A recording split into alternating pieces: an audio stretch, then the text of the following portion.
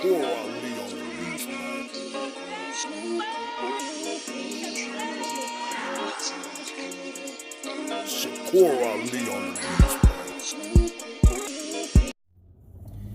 y'all, what's good? Welcome back to my channel. It's your favorite tomboyish mom, Tay. Make sure you guys hit the like button, like this button, you guys, share and subscribe, and always comment. So I've got a couple of things that I wanted to talk about. Today is going to be just a vlog, me and my son, because my daughter, she went back to school today after spring break. She had spring break last week, and my 4 other daughters, which will be coming on Thursday, they actually started spring break actually as of yesterday. So yeah, but first thing I wanted to say is I am deeply hurt by the scenario that occurred with Nipsey Hussle. Unfortunately, this is a circumstance that happens all too often, and nobody likes to talk about it. I'm not convinced that it has anything to do with his proposed documentary that he was going to be doing on Dr. Sebi. From the moment I heard that it happened, and the funny thing is, not funny at all, but I was actually out delivering food, and I was in the waiting area waiting for the order to be done, and I just so happened to look up on the news, and I heard people talking about somebody being shot really, really bad when I walked up into this place, but I had no idea who they were talking about. I thought maybe they were talking about a family friend or a friend or whatever. And then when I walk inside and the news is on, and I literally looked up and I said, oh my God, that's Nipsey Hussle. It's, like I said, it's really, really, really unfortunate that we as a people can't come together, that we still suffer from generational curses, and I mean the hurt and the pain and the drama and the trauma that failed our ancestors, and in our own personal lives, that we are not willing to go inside and do the work. I hope that this serves as an example in the Los Angeles community that gang violence really doesn't get you anywhere. That man has basically just added more trauma on top of the trauma that he was running from in the first place. And the reality is that a lot of my people, unfortunately, look to these violent solutions because it's easier in their mind rather than deal with the pain of whatever it is that they're going through. It's just much easier to point the finger and say, oh, well, that person did this, and that's why I did that. And it's like, no, at the end of the day, we are all held accountable for our actions, or at least we should be all held accountable for our actions. So, you know, my heart goes out to Laura London and the family members, his child, his mother, everybody that has survived his passing. My heart truly bleeds. My heart truly aches for them. As a woman of color, I was just saying to my son's father yesterday, you know, we carry the pain as women in our womb. A lot of the times, the things, not all, a lot of the times, all the time, we carry the pain in our womb when stuff like this happens. This is a tremendous loss to us as a people. This is a tremendous loss to us in the Los Angeles community. This is a tremendous loss in general. He was doing great things for the community, which is not necessarily something, unfortunately, that I can say about a lot of people who have gained success and who have the platform to do so. But at the same time, I am going to say that this type of behavior is why a lot of African-American people choose to leave what they consider to be the hood when they get money. Because who wants to, I know I'm one of them. I'm sorry to say, I love my people. I'm not ashamed to be a woman of color at all. I'm not ashamed. I'm proud of it. I love it. But I do think that my people need some work. And if I get the opportunity to take my children, and I have, and I'm going to use myself as an example. Where I was living before in Los Angeles, it was a one-way street. I'm not going to give the address or anything like that, but it was in Los Angeles. It was a one-way street.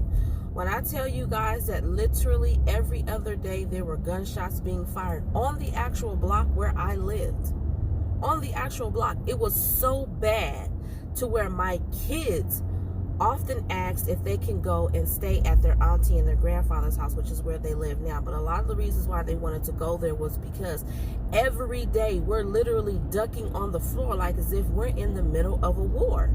Literally. And I mean, I don't consider a war between Bloods and Crips a war. I consider that to be just stupidity. I'm talking about a war between two countries. That's how it felt. I can remember going outside on certain days and seeing, not certain days, I can remember going outside on one particular day, and after an incident had occurred, and I wanted to go outside basically to see if the coast was clear. This was maybe like an hour, not even an hour, I want to say maybe 15 minutes after everything had kind of settled down, and I could just start to hear the chatter of the neighbors. And so I kind of walked outside, you know, and there was literally, when I tell you literally, a dead body in the driveway of the apartment building where I lived. And for me, it was like, oh, hell no, that's it. I got to go. I got to get up out of here. I refuse to continue to put myself and my family in harm's way just because somebody else of color will tell me I'm bougie or I'm this or I'm that because I decided to move out of the hood. I decided to live. Now, if you decide to stay here, that is your business. But I have children. I have a responsibility to my children and a responsibility to myself. And I'm not about to lose my life because you want to argue over an organization or foundation that you really, truly don't have no idea what it was about. None of these gang members today know what these organizations were created for. It wasn't created for what they're using them for. It's an abuse of power, and it's not even power. It's a false sense of power that they have given themselves and go out there and actually create more harm in the community than anything else. You're not feeding the homeless. You're not going out there and you're not even taking the time to say, hey, you know what, I'm going to go and buy some socks and pass them out. You're not doing nothing. All you doing is talking about, oh, this is my turf, but you ain't even own a car. You still at home living with your mama. But this is your turf. Something that you... There's a 10-minute slowdown on I-5 North in 1.5 miles. Something that you didn't build. You are still on the fastest route.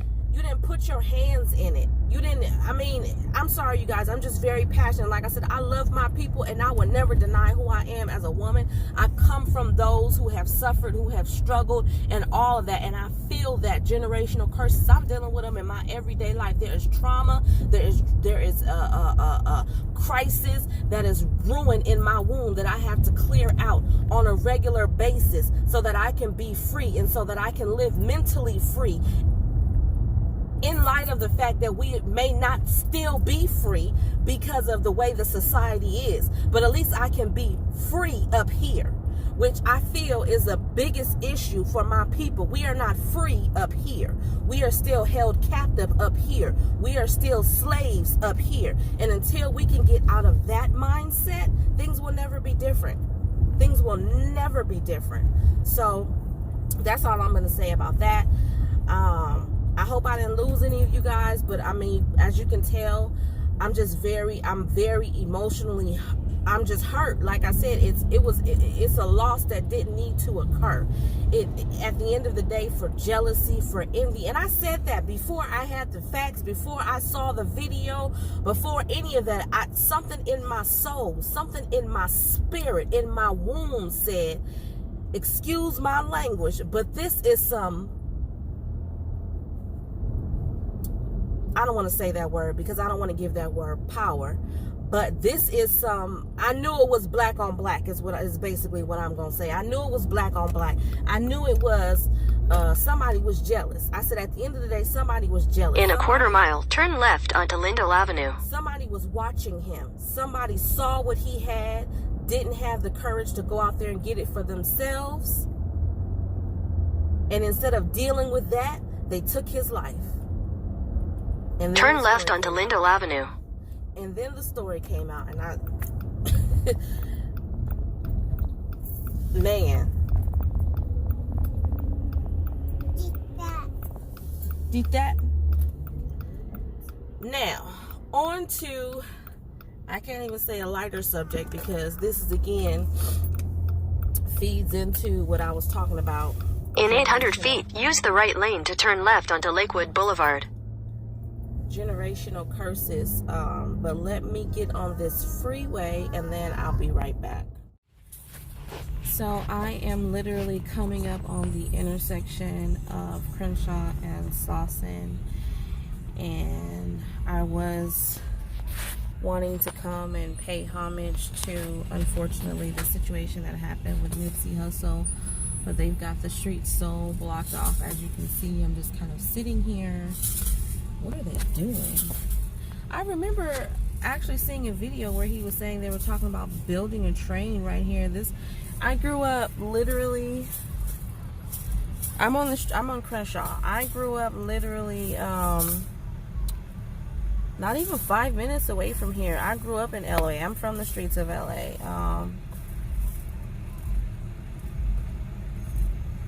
I don't remember this train track being here though. It sucks though, because it's like, even though they're trying to make improvements and all of that down here, like, these streets have been raggedy, and it's like they take the longest time to fix anything up in our neighborhoods. This is one thing I can say that I don't like, is there's always talk about what could be done and what should be done and this and that and the third, but they take their sweet precious time. This little situation has been here, I don't know for how long, but yep, there it is, you guys. The unfortunate intersection where we lost one of the greatest.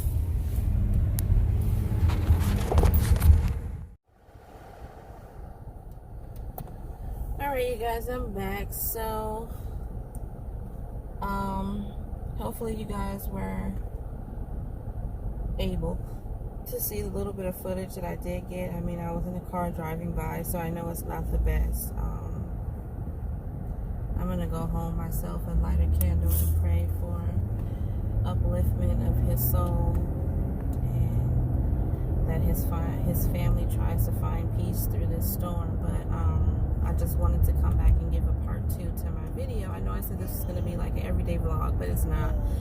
I feel like the situation surrounding Nipsey Hussle's murder is significant enough for it to stand alone. So I did want to come back and clarify a couple of the statements that I made earlier, because I don't want anybody to, which I'm pretty sure there's still going to be some hater comments or whatever, but this is what I'm going to say.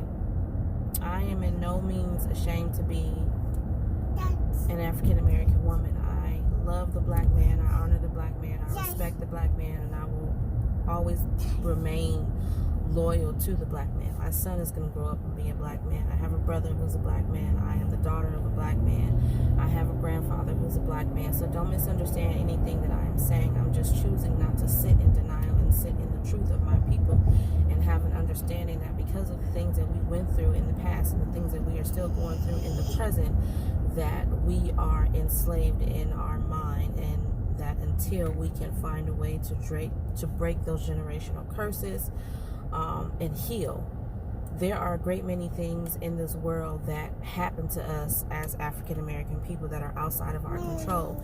And you guys know what I'm talking about, the scenarios that happen where there's police brutality on people of color for no reason at all.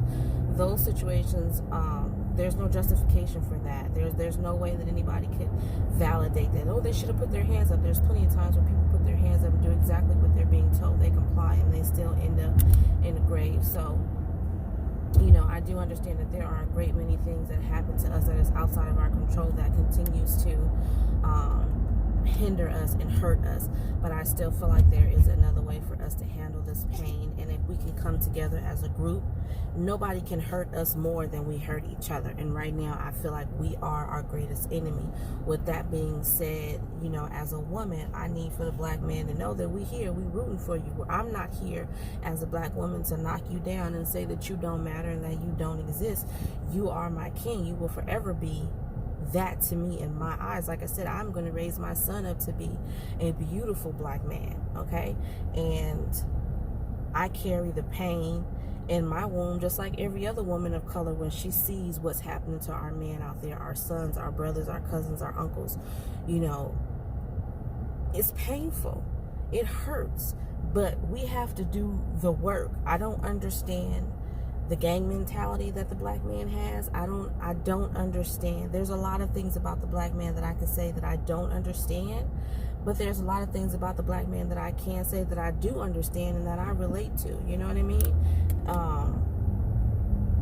The black man has been persecuted for years. Now, I'm not trying to take away from our struggle as women, because I do feel like the black woman has been persecuted just as much. But just for the sake of what we're discussing and what I have already spoke on, I just want to let you guys know that my comments in the earlier part of the video in no way suggest that I am ashamed, embarrassed. If any of you guys felt that way, justifying any of the things that has happened, I'm not a supporter of any of the white supremacists or anyone that wish to tear us down as a people, as a culture, as a society.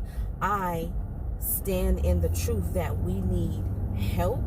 We need to help ourselves, and we got a lot of work that we need to do. So I'm going to end this video on that note and get back to my house so I can feed myself and my son, and I'll see you guys.